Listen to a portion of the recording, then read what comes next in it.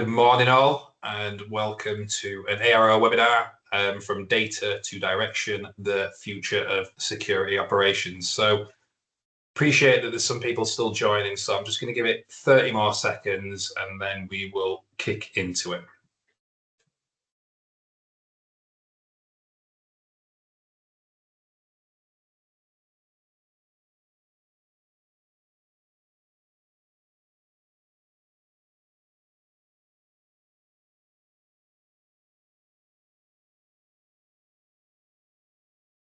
Cool. So just to introduce who we've got presenting today, firstly, I'd like to thank Nick for joining me today and Arctic Wolf for some of the collateral, or all of the collateral really, that's come into this. So Nick, brief introduction, if you could. Yeah, good morning, Adam, and morning, everyone. Thank you very much for joining us today. My name's Nick. I look after solutions engineering here in the UK and Ireland and the Benelux region for Arctic Wolf. I've been in cybersecurity and cloud security and virtualization and on-prem kind of technologies for the best part of 20 years. Worked for many of the larger vendors, smaller innovative startups as well. I've been here at Arctic Wolf for coming up to 5 years. Cool, thanks, Nick. Myself, anyone that I've not met on the call, so Adam Butler, Principal Cyber Solution Architect here at ARO. Been here for about 3 years, but I guess similar to Nick, I've been in IT and cyber now for about 20 years. Was actually reminiscing about Novell Networks and NT for Service Pack 6A recently with someone. So but at some point in that journey, moved full into cyber, worked in a SOC for a defense contractor. Basically some of my things that my interests, threat intelligence, emerging trends, anything that's basically defense and protect is both something that I do for a job, but it's also my hobby really. So hopefully I'm well placed to kind of talk you through what we're going to do today. So just a quick look at the agenda. So again, thank you Arctic Wolf for providing this. It's not really that often for a lot of people on the call where you kind of get that view of what a global SOC with around 10,000 customers is seeing. It's ultimately what I'd see as the front line, right? But I'd like to sort of start again with, how did we get here? Why did we even look at having MSPs in the future, the first place? And, how did we get to having SOCs? We'll obviously look under the lens of a global SOC, what are the metrics telling us, some of the key insights from that. We've got what's called a mega event, which is it's an interesting view. And I think people find that interesting to see, what the SOC saw and how they reacted to it, and, how us, either as an MSP or as someone that, consumes that technology, kind of had to work through what a mega event looks like. We've got some EMEA spotlights. Of course, most of the people, or I assume everyone here, is from the EMEA region, and what does that look like and how that might impact us. And then, of course, Nick, it wouldn't be a cyber presentation, or in fact an IT presentation at the moment, if we didn't have a little nod to our friend AI, and hopefully, obviously, some questions and answers at the end. Cool. So a little bit about how we got here. So kind of kicked off talking about myself and my background and Novell Networks and all the kind of interesting things that I did. But, before we got to what is the modern IT landscape, I was probably responsible for 3 of those 8 boxes on there. I did a little bit endpoint, I did a lot in networks.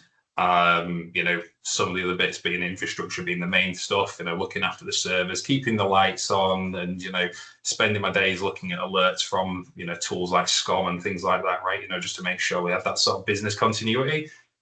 What it looks like now, we've got these 8 boxes here. So, a good IT team probably still knows very well 3 of those, but, you expect it to be like a world-class expert now in cloud platforms, identity governance, human behavior, and it's just not realistic, right? So that's really where the birth of an MSP came from, right? So it was to say, look, we've got the expertise in-house, we'll do the sort of heavy burden lifting for you, and we'll take away some of that sort of complexity so that you can kind of make sure that you're still keeping the lights on and doing the kind of day-to-day and trying to manage what is these 8 boxes. But I'd sort of question anyone here, including ourselves as an MSP, you're also underpinned now, every one of these bits expected to be, the cyber lead, right, for that group, the cyber expert, right? And how do you kind of manage to do all of that? And then there's this kind of understanding that you're going to also make sure that the company doesn't experience a cyber attack. So that's really where we got into why SOC and MDR providers come in, right? So this is really a better together story for me. So I've done this very specifically for us as an MSP, but you could have this very much for yourselves and your organization. You might not use ourselves as an MSP or any MSP for that matter, but you still have to look after those 8 things that I talked about on the previous screen. So look, we do that. So we're going to be, the people deploying, managing the technologies, maintenance, infrastructure, and all that good stuff, right? So we're going to, as I refer to it, do the doors, windows, and locks, right? Trying to make sure people don't get in as best as we can. But then we have what I'm going to refer to as this critical gap, right? So Nick, it'd be good to get your view on what is the critical gap, and where does someone like Arctic Wolf really come in and kind of bridge that gap that we have? Yeah, it's really imperative that you have 24/7 human eyes on glass, monitoring the entire organization and all of the attack surface. I think we've seen a significant amount of breaches happen in the UK and EMEA over the year. And there's evidence to show that the majority of breaches now are occurring, and we'll talk through some of the stats today, where there isn't typically eyes on for maybe a certain part of the technology or the attack surface, or maybe it was missed in the correlation of events I might be looking for. So it's so important to be able to have some sort of assistance with handling alerts by filtering out, working out what's real, what's not, what's benign, and what you should be taking action on. External security providers such as Arctic Wolf are a really good hand at this. But I would just say, and I would urge caution, that all are not equal, because what's happening in the industry, especially in cybersecurity, is we are renowned for using lots of acronyms. SOC, managed detection and response. You may hear managed SIEM. You may hear of XDR. All of these do not mean the same thing, and ultimately you end up with some people managing some parts of the organization, or maybe it might be managing a tool or a technology. It might be a kind of managing a SIM that's kind of managing just alert fatigue within the organization, and it's really hard to figure out and decipher what's real and what's not. But the gap really exists, that you need to be able to bring that back to expert threat detection across your entire attack surface. So not just endpoint, but network, cloud, identity, being able to work out what's real and what's not really quickly, but also then work out how you're going to take response actions to be able to close down that threat before that small fire becomes potentially a big fire in the organization.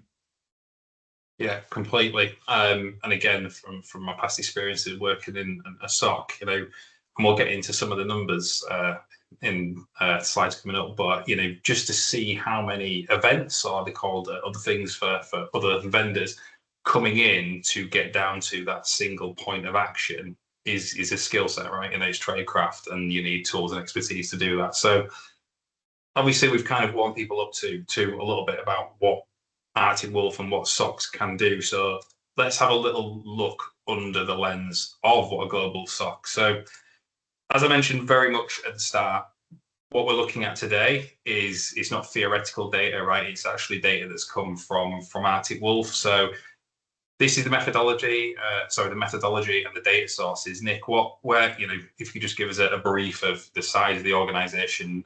There's a really interesting stat about AWS and how much you consume in there that I always really like to share with people. But what are we actually looking at here? What produced this data? Yeah, so we're not a managed service provider offering out like third-party technologies or tools. We're a technology vendor born in cybersecurity, roughly 2012, 2013, but we choose to deliver that as a service to our customers and our MSPs. So we sit in the intersection of building technology and tools, but actually we are always choose to deliver that as a end-to-end service delivery of owning the outcome for our customers. So we have a very unique view of the world because we're working with some of the largest organizations in the world, which is nice, but also the majority of our customers are somewhere in the region of 200 seats to 1,000 seats. So we're in that mid-market space. And in that mid-market space, we're looking at organizations that don't have a fully staffed security team. that don't have the unlimited budget to buy all the tools and technology, all the shiny things that you hear of. We have to make budgets stretch, and we have to make sure that we're applying the right use cases and kind of delivering the right outcomes to the business. Because every dollar or pound that's spent on cybersecurity typically is every pound that's taken away from something that might be profit generating for the business. So we need to make sure that we're delivering the right outcomes. So here you can see that the data that we're going to talk about today is drawn from about 10,000 organizations around the world, about 100 countries. In EMEA alone, we're servicing and supporting about 2,500 clients now. So that data in EMEA that we're going to talk about is also pretty significant in this customer base as well. Great stuff. And just to kind of break it down a little bit further, because obviously the big numbers there, but we talk about this value. Value in security is always an interesting one for me, because how do you quantify that? But I think this slide does a really good job of kind of putting that into perspective. So people have probably seen funnels like this before in kind of cyber. You'll probably have seen it just if you've got like an email gateway tool, right? We start with the number of emails that have come in, the number of blocked, and you're supposed to sort of perceive that value from that. Again, I talked about a little bit about the idea or this concept of events or logs or observations, as they're called here. But as you kind of see on the left hand side, if you think about the 8 things we talked about on the previous slide, you've got things coming from your endpoint every single time you open something in Word or open PowerShell, or a network connection comes in. You've always got the network side. If anyone here manages a firewall and you've ever gone to look at the live logs, you will see just how chatty these things are every single time a connection comes in, connects, disconnects, how long it connected for, what protocol, all these different things all feed it into there. Of course, cloud, SaaS, identity, all these things kind of come together now, and there's tons of different events. Kerberos data has always been an interesting one for me, just to kind of see what's going on in there.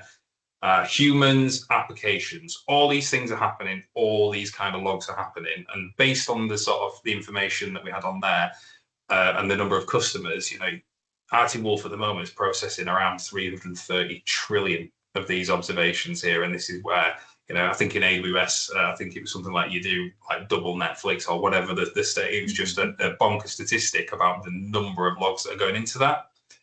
From those, it doesn't mean that every event is bad. It could be that one event is bad. It could be that a correlation of multiple events are bad. I'm going to use old school Boolean logic just to explain this.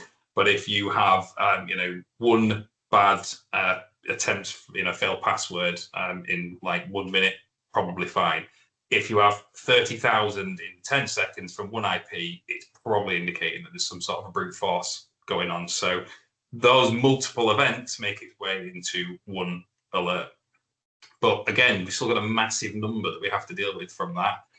That is then moves into tickets. So there's further correlation, there's tools, there's SOAR capability now, right, which can further correlate down, bring more context into that.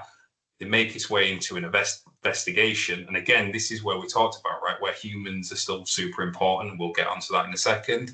But they do those investigations. Is this normal behavior? Is Adam, doing a port scan just part of his job, right? Well, I used to work with a really cool and dynamic customer that was doing port scans and all sorts of things all the time, because believe it or not, they developed the sort of stuff that would then be used in pen testing, right? So their environment lit up like a Christmas tree just about every day.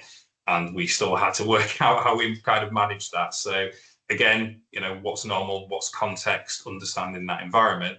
And then somehow we get down to one alert per customer per day, which was really impressive. Now, the thing that I think a lot of people are going to be thinking about here is, what's driving it down and how do we get to that one number? And I know we're going to talk about this in a lot more detail, or at least a different lens later on. But AI, right, is machine learning. It's been around a long time. It says here, AI is the accelerator, not the driver. But the thing that when you first shared this with me, Nick, and I had a quick look, the thing that really sort of struck for me was that 10% number. So you can look at that and say, well, on the one hand, 860,000 manual reviews is I don't want to downplay that. It's great, right?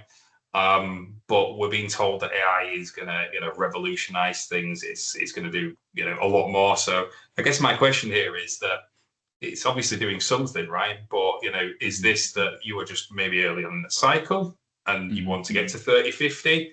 Or do we think that maybe we've kind of overplayed this and, we still really need that human AI interconnection to kind of get to that right outcome? Yeah, I think there's serious hype about AI, and there's hype from vendors about AI because it's the thing to hype. It's the thing to talk about right now. The real world application of what AI may be is for a lot of people still unknown. Now, we've been doing AI, if you want to AI wash it, for a long, long time. But that AI ultimately really comes down to deep learning and machine learning and pattern matching and kind of other things that you do with mathematics to help you get to the point that you need to be. Sometimes sometimes people think of AI as large language models, so being interfaced in some way in a human kind of language and have that interpret and then present data back to you. Some people think about AI as kind of more kind of thinking about unknown threats and kind of doing threat intelligence and kind of going out there to really piece it all together. And we're absolutely on a huge development curve, and AI is going to radicalize this industry far quicker than anything's ever radicalized far before. We all know that. But it really comes down to what the real world application is. And right now, you need to have the human in the loop. And I don't think we'll get away from having the human in the loop, because the challenge that not that we face, but the challenge that the industry faces, and if Adam, if you can just jump back to the funnel that we saw before, please, sir, is if you're working across a significant amount of your attack surface. Now, actually, I'll preface this. If you're a vendor who makes endpoint technology and you introduce AI, it's really easy because all you're looking at is the endpoint technology for macOS, Windows, Linux, and a few others, and you're typically looking at your telemetry from the endpoint. So I don't want to downplay it or make it sound easier, but you've got a limited window of things that you need to be able to be worried about. When you start thinking about, well, actually, we now need to think about all of this attack surface, so you can see not just endpoint, but network, cloud, identity, the human kind of application of such, cloud applications, SaaS. And then you think about throwing in different vendors. So one of the biggest things that we do is that we support about 200 different vendors from all of this different attack surface. So to build an AI model that's uniform across 200 different vendors is very hard.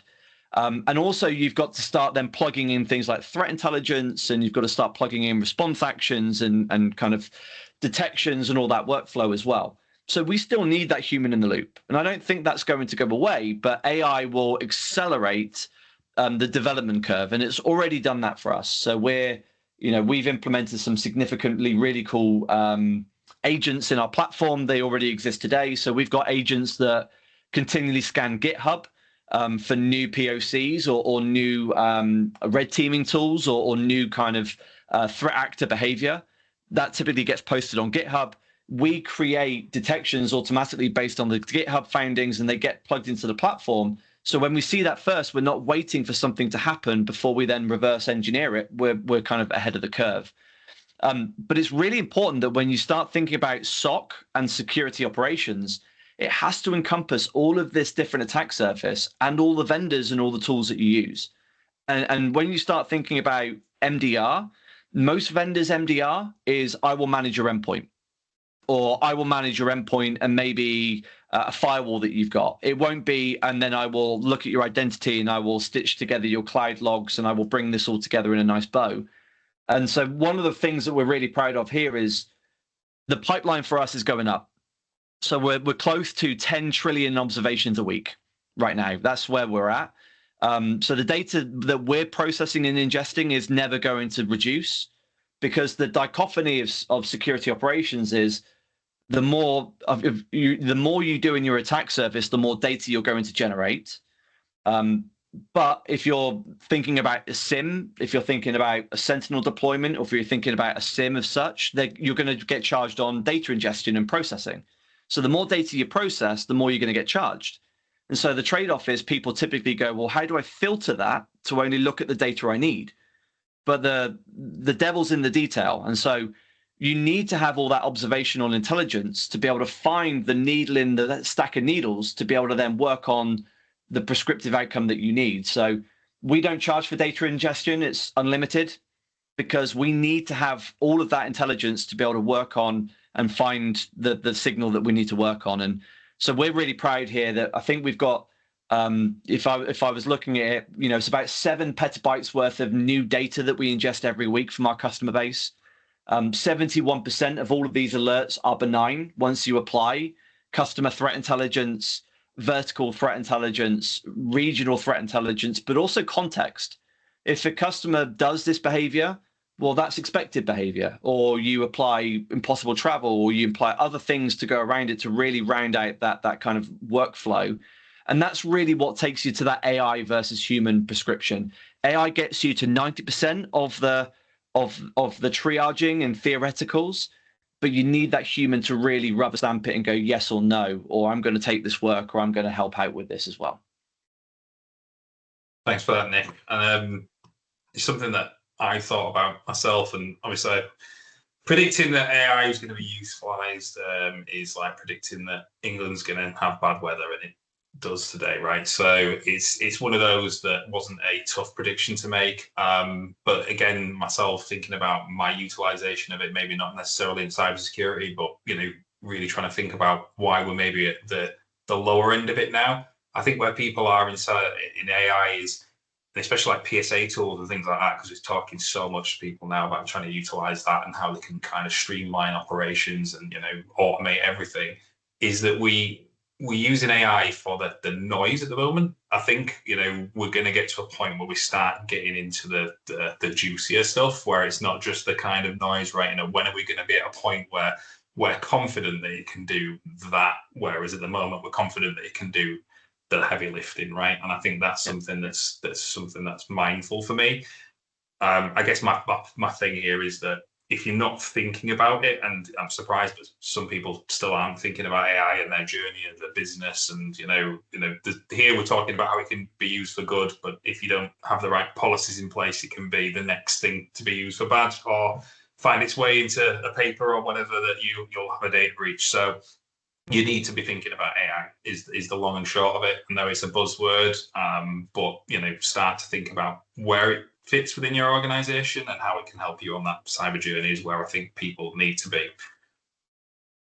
Okay, so moving into... Can I add something to that? Of course. Because AI is going to be adopted the same way that public cloud was, which is typically it's going to be introduced in the tools and technology that your non-IT consumers are going to be using today. And that what I mean by that is maybe marketing or finance or design or creative.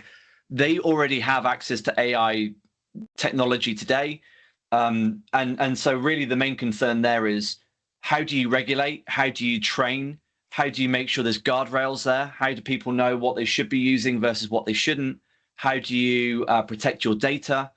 What third-party organizations are using your data to train their models? There was a big thing with LinkedIn a couple of weeks ago where if you didn't go and check the box, LinkedIn now trains on your data.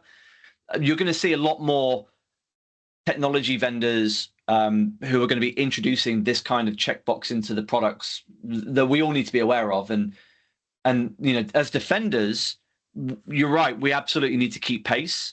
But I think the risk of regulation also can slow us down, and the red tape can slow us down, which sometimes is a bad thing. But also it means that we're not going to be able to keep pace with the attackers who have no regulation. They are just going to adopt things quickly and just go with it, because it's all about, for them, it's all about being dynamic and just, if something doesn't work, we're just going to jump to the next thing, and then we're going to jump to the next thing. And AI helps them do that, right? Yeah, absolutely. So we're going to have a quick look at the industry spotlight. So I really laughed when I looked at this. I probably shouldn't have done, but it's almost like you dug this out of what is our sort of service desk tools and the sort of conversations that I have. And I guess the thing that really kind of struck out to me was this kind of shared traits aspect and the sort of the three main there. So outdated infrastructure in manufacturing. I don't think it's a surprise to anyone here. If anyone's in a manufacturer, I'd be interested to hear. But you'll have the IT OT problem, right? Where you've got that thing over there that, does that one specific task runs on a Windows XP machine that is unpatchable and has been running that way for 15 years. So that becomes a problem. And if people get in, obviously they're able to kind of leverage that. Limited IT staff, education's something that we work quite heavily with at ARO, and it depends on the education person you're speaking to. Is it higher education? Is it public? Is it private? It's all going to make a difference, but common traits is that there's limited IT staff, right, to kind of manage what is the day-to-day stuff that we talked about on the first slide, and then also have to be then in charge and do something around cyber, right? And I don't think we've got to a point where we decide cyber's Friday and then we do Monday patching and all that kind of stuff, right? And unfortunately, the bad guys don't operate that way. And then that low downtime tolerance. I mean, if you think about healthcare, they've got no time for that, right? Patient safety, being able to ring someone, get through to someone, that's just sort of critical here. So everything I saw in here, nothing surprised me. Some of the bits on the left-hand side, nation state actors targeting IP in manufacturing. And whilst it wasn't at the manufacturing part of the process, at least in this example, I think people will remember Cozy Bear, APT 29. So they're a Russian state actor, threat actor, and they effectively, there was a public service announcement from the UK and the US jointly. And basically within that, they were saying that they were targeting COVID vaccination clinics, right? The people that are actually producing what that looks like. And that's no surprise, right? And it's all about collection of data here. So I'm interested again, if anyone wants to ask a question, I'll put a comment towards the end. When you looked at this slide, was it like me where you looked and just thought, no surprises here? Or actually do you fit in any of these? And do you think that you are targeted more, or you have more concerns? Just interested to hear. Nick, is it similar for you? Did you look at this and see, yeah, this rings true? Yeah, absolutely. These are global numbers, but they could easily be applied to the UK, to be frank. Yeah. We've got about 150 people that operate Arctic Wolf Labs, our threat intelligence engine. We make predictions every year. One of our predictions was going to be that manufacturing was going to be the #1 vertical to be attacked globally, and it has rung true. And it's for all the reasons you mentioned. In most of these organizations, they're not investing significantly in IT and technology in the next trends. IT is there as a business function to help that organization be profitable in a different way, or to deliver public services or private services. So IT is there as a business enabler, but it's not there to be the profit center of the organization. So therefore, it's often that you would have technology that hasn't been replaced for a few years, or maybe patch management isn't kept up to date like it should be. It might be that you can't patch certain things because you can't take it down because it's so dependent on how the business operates. The majority of these verticals that you see here are very, very strong Arctic Wolf customers, because they realize that they need assistance. They don't have all the answers. They need something that's cost effective, and they need that 24/7 eyes on glass coverage. So without having to replace all the tools and the technologies that they have. So we're a natural, really good fit for these verticals. But in by and large, the challenge that we also see with attacks is that you've got your advanced persistent threats and you've got your nation states, but you've also just got organizations that operate as ransomware as a service, where you've got groups of people that scan the internet for a new vulnerability. They're able to take a piece of software off the shelf. They can write a script, or they can run Kali Linux, which breaches organizations with a couple of clicks of a button. They can run some tools themselves that they, again, don't need to be hackers as such. It's all GUI based. And then they can drop that software in, and voila, you've created a ransomware attack. The barrier to entry for these kinds of attacks is very low. And that's why you see lots of new gangs spinning up all the time, lots of new names and lots of new kind of attack vectors as well. Yeah, I think that barrier to entry thing, especially, I did a talk about ransomware as a service and the affiliates, and just how simple it is to do now. But I guess even going back a little bit further, thinking about some of the old school stuff, I don't know if everyone remembers the Talk breach, which was a SQL injection. That was just a young kid opening a tool called SQL Map, pointing at the website and clicking poof, and that was that. So it's ultimately a moral compass game really here for some of the other guys, because the tooling and the help is all there. And then this slide, absolutely no surprise. I hope that everyone on the call looks at this and there was no surprises, but look, it is the battleground now. The thing that I hooked onto here, so net and URL blocking, that was like 90% of my job. I literally spent most of my time going in, blocking a new IP. I kept using this analogy for a while that my job felt like I was trying to stop malaria, but with just adding another thing to the SWAT. It was just constant barrage of just trying to block stuff, which may be good today and maybe bad tomorrow, or the other way around, right? And it just never quite worked. Now we're seeing this shift, of course, to identity, and just quite pointing, thinking about things that have happened, right? Why identity? And I think everyone knows this, right? Because humans are involved in that identity chain, right? So that is the weak link, right? We can play on emotions, we can play on lots of things. And if I get into identity, that's my foothold, right, into that network, and that allows me to go do other things. I might be lucky and land on an account that's got privileged access already. I might not, but I've got myself into it. So we look at what happened with the Louvre, and I just find it interesting, right, that everyone thinks about these like a Danny Ocean type thing, right, and people parachuting in and all sorts of things. It was ultimately a ladder, a window, a hammer, and go. And that's how they got these jewels, right? So sometimes the easiest path is what we're seeing, and I think that's what we've seen now with identity. People are attacking it. So the thing that I've got here, or the question I guess I have for you, Nick, is, right, knowing that there's all these things that are going on now, right, and identity being this battleground where that was 72% of the SOC's response actions. Mm-hmm. If you aren't monitoring identity now and able to respond, are you ultimately way behind the curve? Well, the short answer is yes. And what's happening now is, because organizations don't have a traditional perimeter, we don't have the office functions and everything's behind a firewall with our racks in a kind of data center or even a server room. We've got cloud connectivity now, we've got SaaS platforms, we've got attack vectors that exist completely outside of the domain of the server or the infrastructure that we operate. It also isn't about landing ransomware or malware on a laptop anymore. About 3-4 years ago, one of the big things that Arctic Wolf got was, well, my endpoint vendor will do host containment, and that's the number one thing that I need. I need to lock down a laptop if malware gets deployed or if ransomware gets deployed.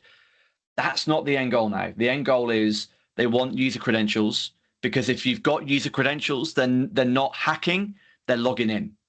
They've got full access, they've got user credentials, they've got the tokens, they've got your MFA, and that allows them then to move legitimately as a user inside the business, inside the organization. It allows them to do things in 365. It allows them to coerce or manipulate people to do things, or blackmail other people to be behaving like you. And so really what we're saying here is the action you need to take to be able to shut down the threat needs to be in some sort of identity provider. So your IDP, whether that be Microsoft, Okta, it could be CyberArk, it could be other tools in privileged access management or identity providers. That's where it should really be, because that's the start of the kill chain. So if you think about the end of the kill chain, which is maybe a ransom attack or money being wired elsewhere and being blackmailed, you want to be right at the very beginning of the attack. And so if you can do things in the identity, that's the best place to do this. And when we say active response here, that means that our SOC, through a human being, not automated through AI, our SOC, based upon the escalation privileges and the approvals from customers beforehand, were able to go in and help disable accounts, remove group memberships from things like security groups or admin groups, enforcing password resets, doing MFA pushes, all of that good stuff. That's the kind of thing that you need your MDR provider and your security operations provider to be doing now. That's so important in the kind of detection and response battleground that we're facing. Yeah, absolutely. And the other side of it, and you kind of loosely touched on it, with the endpoint providers and isolating the host, that may come, right? That may be later on in the kill chain, and you may still need to do that.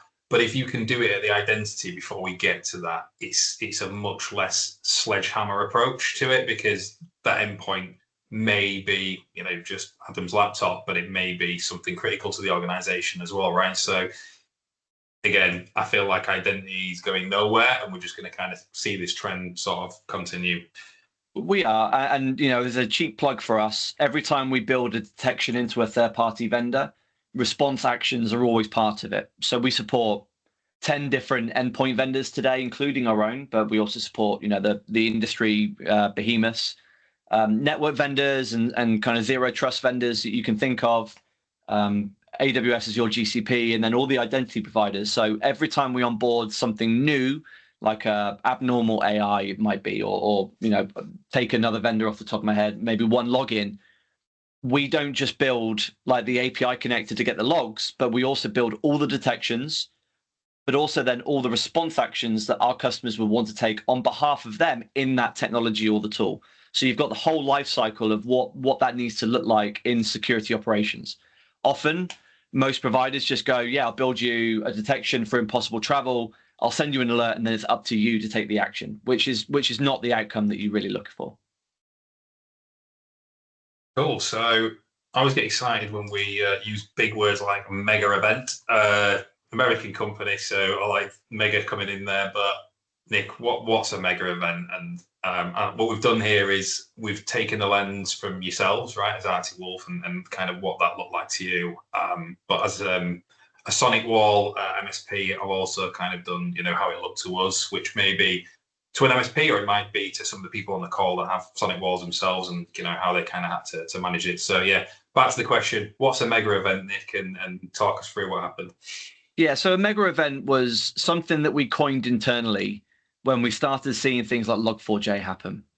So it was something so significant across every industry, every geo around the world, that people and organizations were going to get breached very, very quickly. And we were seeing that happen pretty much in near real time. We have a unique view of the world because 10,000 customers, like 7 petabytes of data a week. I think our actual kind of landed data set that we're able to look back on is around about 1.5 to 2 exabytes worth of data, which is ridiculous.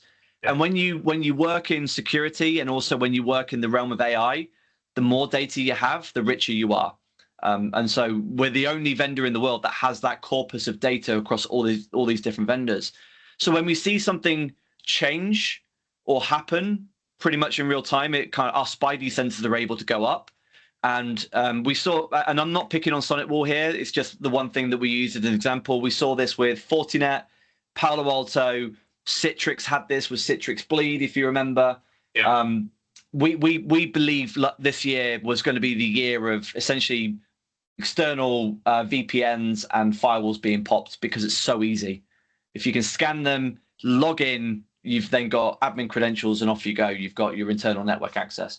So Sonic Wall here was a significant one. We saw this happen by 2 ransomware groups, a Fog and Akira. They're actually linked together. They're actually strains from Conti, if you remember Conti from many years ago. And what was significant here was the time to encryption. You may have heard of dwell time previously, where an attacker would get in and they would lay low and they would do something called live off the land. They would observe, they would stay in for weeks, maybe months, and then you would get hit and you wouldn't know it. And you'd have to have like a year's worth of log data to be able to see it. We were seeing the time to encryption be about 1.5 hours, which is really scary. So yeah, you had to be really quick on the response actions. And so we were the one that found this and flagged this to Sonic Wall because of, again, that unique corpus of data. We flagged it to Sonic Wall. We did the white hat due diligence and all the work. We worked with Sonic Wall to help with this as well. But we were able to essentially move the whole company. When this stuff kind of happens, like Log4j and Citrix Bleed and those kinds of things, we pivot the whole company. We build the new detections straight away. We then take all the customers' legacy data and we replay it through the platform as if it's something new, to go and look back historically to go, well, we haven't seen it now, but have they done this previously and we didn't have the detection for it? So we're always replaying old customer data for new detections, and this is what we did here. We then did human level threat intelligence and threat hunting for our customers. And what was really cool is because we've got all the different telemetry sources from all these different vendors, we were able then to start seeing, the significant delta points that may exist from one vendor to another, which meant that we could build those cross-platform detections, and that meant that attackers were able to be caught very quickly because they're ringing an alarm bell in one of those different technologies that our customers had. Yeah. They're tripping over some sort of wire that we can then reverse engineer. What was really interesting here was essentially it's unpatched firmware and weak authentication. So it's the age-old summary of no multi-factor authentications. They're still being in place today on the firewall configs, or having admin level credentials available on those which are unpatched as well. And then there was another issue with exposed backups being happened with the SonicWall cloud. What was happening here is that we were able to stop this happening mid-breach and be able to reverse engineer this for our customers.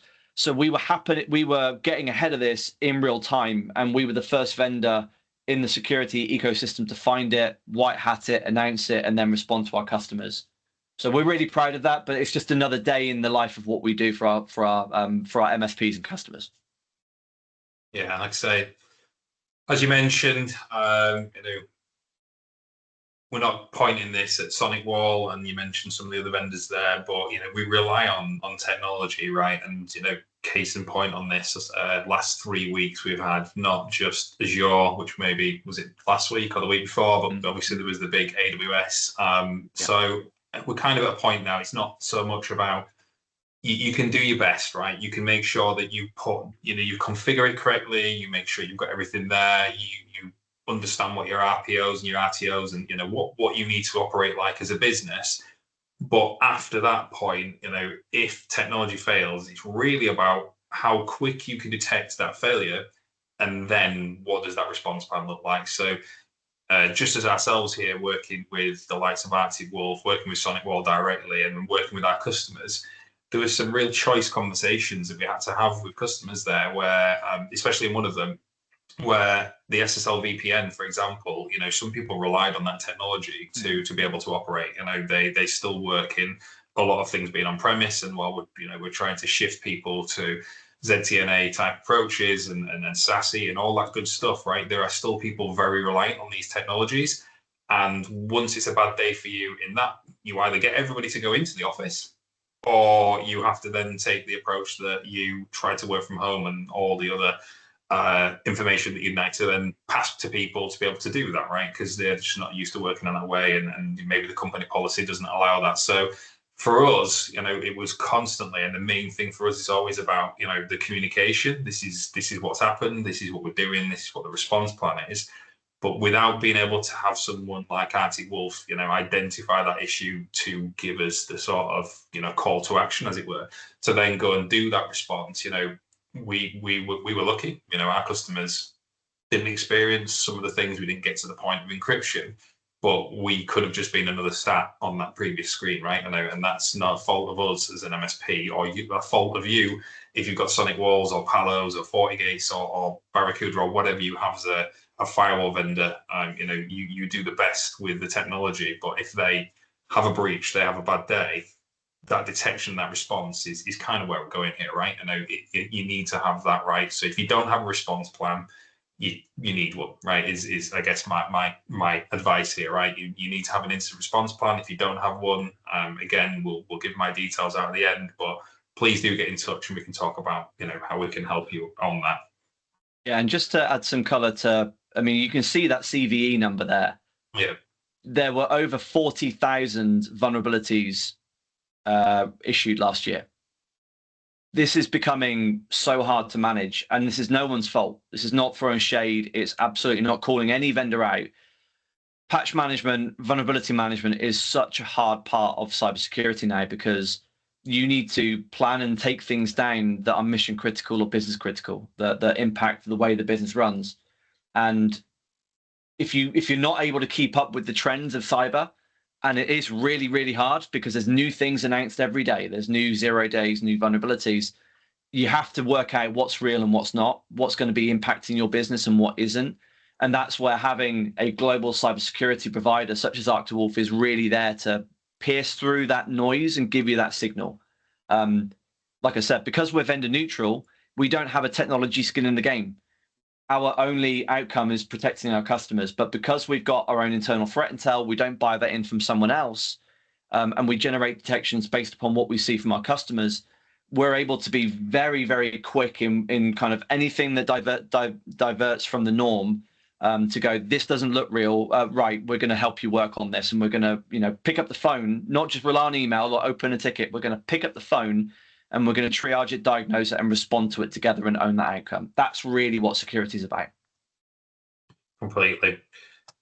Conscious of our time, which is always a great conversation with you, Nick. So we always delve into things, but just looking at some of the other slides that we've got left to go through. So I'm just going to jump straight to looking at the regional spotlight for EMEA. Yep. So again, we talked about identity being the battleground. I didn't have the slide in here, and by the way, the report that Arctic Wolf produced is something that you can find on the website, and I'm sure that our marketing team will be able to make that available to people.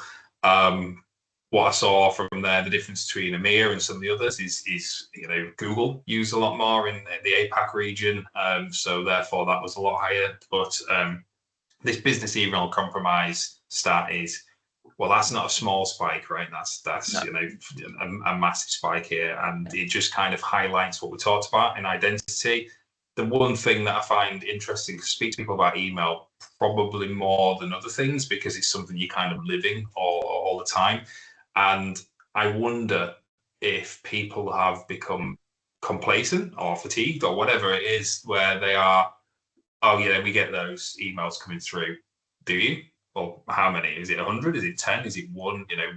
How much is bad? And obviously the true answer is 1.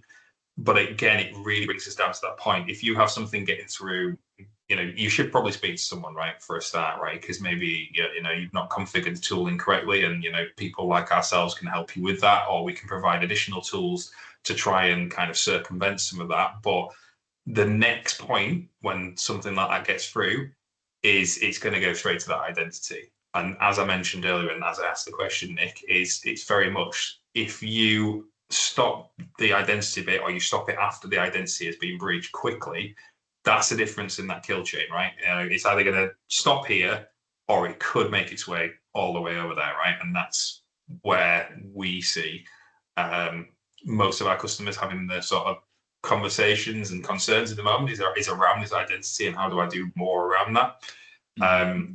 But yeah, I mean, for me, this just kind of really brings it home, just to see such a spike in business email compromise. We've talked about AI, whether or not you're using phishing as a service now is fantastic, right? Some great platforms out there. They'll guarantee you'll get past certain gateway technologies. You get credits. They're not utilized if it doesn't land in an inbox. There's so many cool things, but even in its simplest form, you can now, we used to look at emails. It was dead. It was such a tell if it was phishing just by the language. Now, maybe over-hyphened is my thing that I pick up from AI sometimes, but it's a lot harder, right? It's like it's being written by someone that you would expect to be writing that email, right? So, Nick, I mean, I don't know if you had any more thoughts on that, but for me, this just kind of brings it back. You really need to be doing something with that identity piece. Yeah, exactly that. So ransomware is always the headline that everyone's worried about. Business email compromise is absolutely the second most prolific attack. And it's not 1200% growth from 1% to 12%. Yeah. This is up to around about 30 to 40% of all attacks that we're responding to now as business email compromise. And that's where they may have stolen some tokens. So they may have legitimately logged in to a user account. They may have the password and they've got the MFA token. They're then inside of 365 or Google. They're creating email forwarding rules, and then they're using email to then manipulate or blackmail someone to send money, wire money, do something that they typically wouldn't do. This is far easier than dropping ransomware on a device, by the way, because as we start building better technology and better detection mechanisms and alarms and traps for threat actors to fall over in our ecosystem, if you can just manipulate a human to do something, it's the easiest way, because humans are susceptible and they want to believe and they want to trust. So it really does come down to awareness training, and it comes down to building a culture of security where you've got people that, I mean, I've got some tips. So for example, if you've got a C-suite operative, the C-suite should be briefed that, you know, they would communicate to the business that they would never email you to ask you to wire money. And maybe the C-suite should have a like a code word that they're going to give to you that only you and maybe finance know, that you would know it's legitimate, and you wouldn't have it documented on your OneDrive or your file share, so it's, you know, in case someone can search for it. Or, you know, if you get these kind of requests, the first thing you do is you pick up your phone and you call them and go, is that real? Is it legitimate? Do you really want me to do that? Having that human barrier in place is really important, but also having a culture in the organization where your employees are able to put their hand up very quickly and say, I've clicked on something I haven't. I might have gone to a bad website. I may have just given my password away. I may have done something. Not shy away or worry or think it's going to go away. Like having this not a blameless culture, but having a culture where they're not going to be penalized. They're not going to fear reprimanding for doing something wrong. That you want them to put their hand up because you need to respond to it as quickly as you can in that kill chain. We've got that here at Arctic Wolf. We've got all of our policies of security kind of alerting and notifications internally. We've got our AI policies, and we are phished like no one's business. I get messages from my CEO every day on my phone, on WhatsApp, on email. Now, it might be him, I don't know, but my policy and our company policy is just don't respond to it. And you can pick up the phone and call him, and he will always take a call to verify if it's something real or not. And that's the culture that we've built here.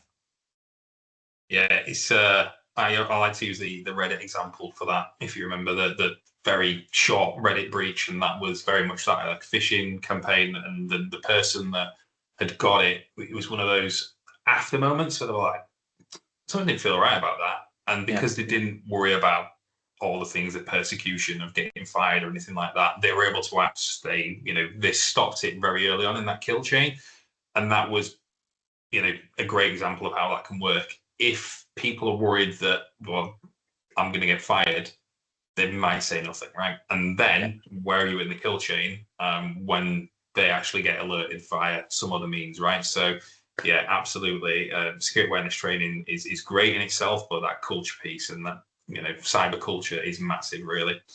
Yeah, and even down to security awareness training should be something that enforces that culture. Yeah. So you shouldn't penalize them if they get a phishing simulation wrong. Actually, what you should do is build you can gamify it, and you can build competitions, and you can like go finance, you know, were the ones that didn't fail the phishing sim, so we're going to give them money to go out for a drink or whatever. Just a bit of fun that really, again, encourages that culture in the organization. I think I do pretty well at that and that drinking thing, so maybe it won't be something that our information security manager offered me, but we shall see. Cool. Just to kind of summarize some of the things that we talked about here. So obviously you need to invest in that privilege access monitoring, identity governance tools, identities being a key topic here. Behavior analytics, we kind of touched upon AI and things like that, but you know, we're at a point now where old school way of thinking just doesn't work, right? You know, the amount of alerts and things you'd have to work your way through, baselining normal and deviations from that is definitely something that we need to do. And we've just touched on it. Email security, security awareness training to counter business email compromises is crucial. Again, the sort of information at the end if you want to talk further about that, and we can show you how we can help you with that, and obviously do the response. Haven't really touched massively on it, but you know, you probably know if you're in the UK that the cyber resilience bill is being pushed back many times now, but it is coming. It is coming at some point. So just be aware of what might be coming your way. As MSPs, we are under more stringent guidelines within that. But again, it's something that you as an organization align yourself to a framework, understand what's in there, and kind of work from there. Now, Adam, I actually had a ping today. The cyber resilience bill was pushed into Parliament today, so it's on its way. It's on its way. So watch out, it is coming. Now, we did have some time for AI, so I'm going to jump straight to a few, maybe two of the slides before we kind of wrap up. So obviously, this is, again, another survey that Arctic Wolf sent out. Some interesting things in here. This is very specific around cybersecurity. I guess I'm having broader conversations with people about using AI at the moment, but 39%, 34%, the 73 combined there, of organizations now are committed to investing in trialing AI, for cybersecurity. So again, if you don't see yourself in that, maybe you're the 21 or the 3 or the 2, it's maybe something that we can have a conversation around. And then the purchase and renewals, again, we talked about how it's really good or easy for certain vendors to do. We are now using AI. I actually saw one the other day. I'm not going to name the vendor, but their AI is effectively a bot that helps you around the Q&A. So it's not really AI in the sense that it's helping you in the threat detection space, but we can say that we use AI, right? But again, we're now seeing that a lot, the bell curve sort of sits in the middle, but we're starting to see that AI is influencing decisions. But just to kind of jump onto the last bit before we kind of wrap up, it's this, and we touched a little bit on it, Nick, earlier, it's this worry aspect that can come out of it. So you talked about the need for making sure that you have, an actual, forget the terminology, but you've decided as a business what you're going to do for AI, your actual, you've got something that's pushed out to the employees. Thank you. Yeah. So the concern here is that data privacy, the budget and cost issues, the things that happened when people moved to seeing technologies in cloud and went, we moved from this CapEx to OpEx and it's all good. And, it's going to be £10 a month. And then 3 years from that, it's £10,000 a month. And you go, how did we get here? Well, we grew and we didn't know what we were doing. So again, there are lots of things. There are going to be challenges about adopting AI.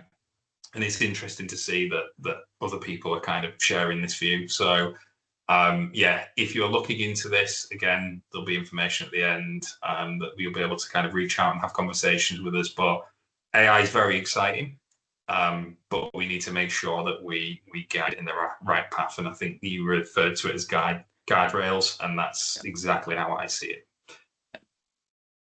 Cool. So I guess just to kind of bring it all home, this is a slide that Arctic Wolf have done really well, actually, because we talk about risk. I say I work in the risk business, it's cyber, but ultimately it's the risk business. And how do you stop risk? How do you get to 100%? Does 100% even exist? And what does it look like? So, Nick, can you just talk us through the Arctic Wolf vision of that kind of like end of risk and how ARO can help support with that?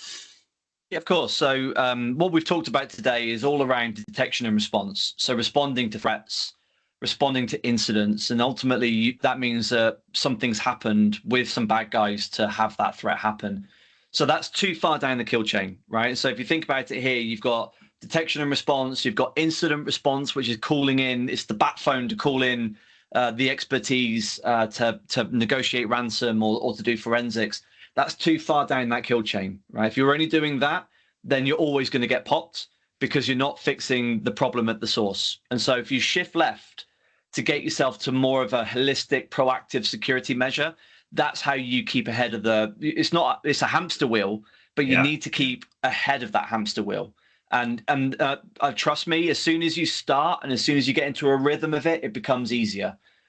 So we're here to be your security operations provider. We're here doing detection and response, and we've covered how that can do today, but also things like securing the endpoint, things like vulnerability management, helping with security awareness training. That's stuff that we do very well for over 10,000 customers.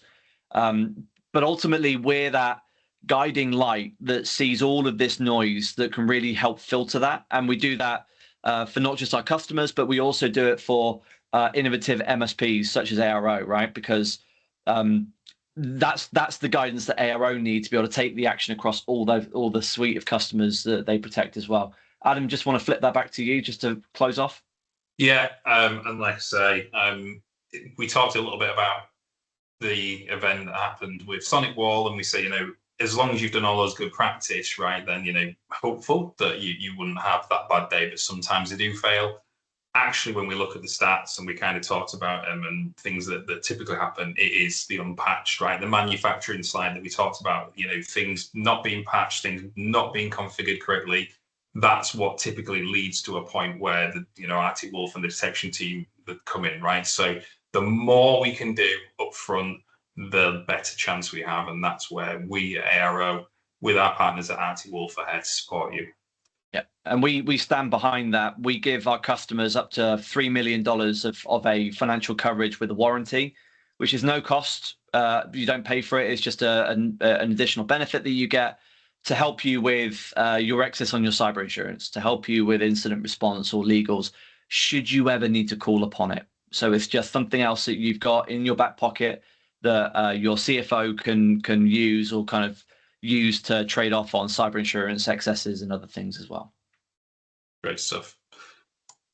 So I'm going to leave this slide on now. Appreciate we've run very much all the way to time, so there might have been some questions that people had that maybe didn't get to ask. I'm good for 5 more minutes. If somebody has something, but Nick, if you need to jump, I very much appreciate your time. I just wanted to thank you for joining and talking through things today, and obviously to Arctic Wolf for providing the information we've talked through. But Want to Know More is here, so you know we can, if you want to have a conversation with myself or the team and the team over at Arctic Wolf, please use the QR code on the screen. We can give you a high-level review of your current environment, talk about the, you know, benchmarking, time to detect, time to respond against the industry practices, and you'll get a consultation effectively with either myself, one of my colleagues, or the team over at Arctic Wolf, and we can talk about where you're at today and then how we can help you secure yourself and form that strategy and that path together. Any quick questions that we can see here? I'm just going to quickly bump to the Q&A. I don't think so. So with that then, again, thank you, Nick, for joining. Thank you, everybody, for jumping on the call and listening to myself and Nick talk through this today. Thanks all. Thank you, everyone. Bye-bye.